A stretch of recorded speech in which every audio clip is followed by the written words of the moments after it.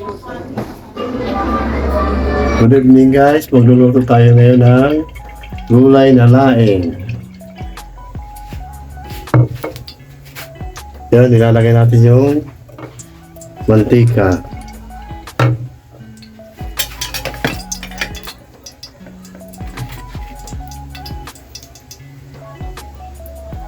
Sunod natin ay yung sinagtad na karne.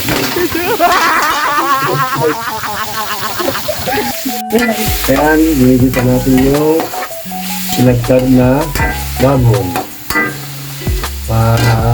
Luto-lutoin natin ng kaunti. Ayan, halo-haloin para hindi dumikit sa kawali. Hintayin muna natin siya kulay brown yung karning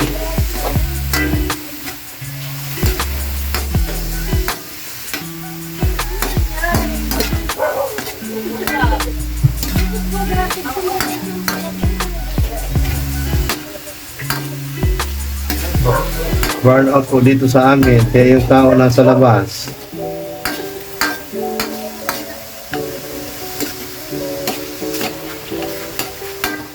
Parang sarap. Dito pa lang ulam na yung ginigisang tinagtad na bako. Tapos sunod natin ay yung tinagtad na bawang. Ayan. Hintayin din natin na brown yung tinagtad na bawang.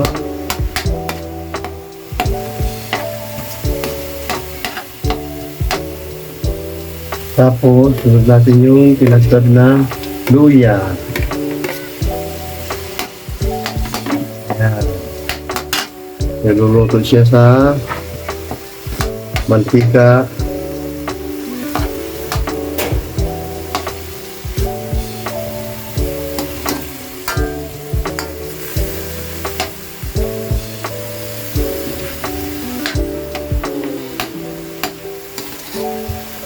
Yan, lolonin na natin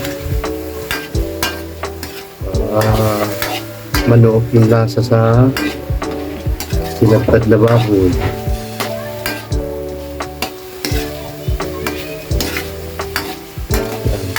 Brownin natin yung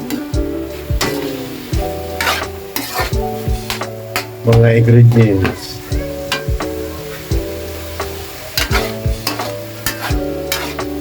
Laluin natin para hindi siya matutong. Ayan. Ayan.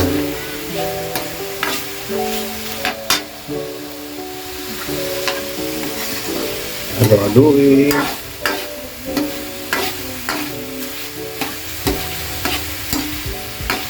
Sunod na natin yung kakang gata.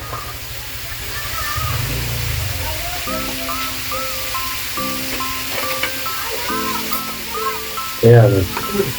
Masalain natin baka may makasamang may buong nyog. Ayan nga, may buong nyog.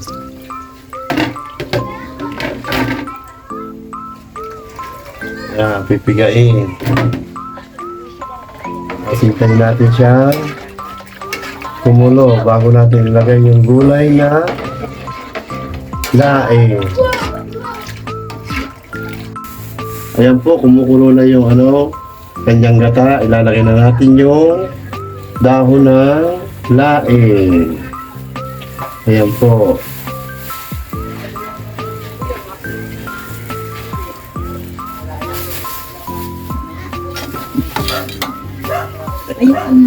Ayan, hayaan lang natin siyang lumubog sa kanyang gata, yung laing. Ayan po, ilalagay na natin yung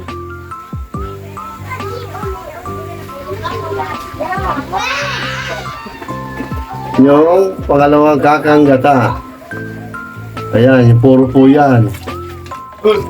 Ayan. Ayan, parang ang sarap. Ngayon, nilalagay natin yung magic sarap. Kasi pag hindi nilagyan, walang lasa. Pampalasa yung magic sarap. Ayan po, luto ng ating gulay na laing. Lalagyan natin ng siling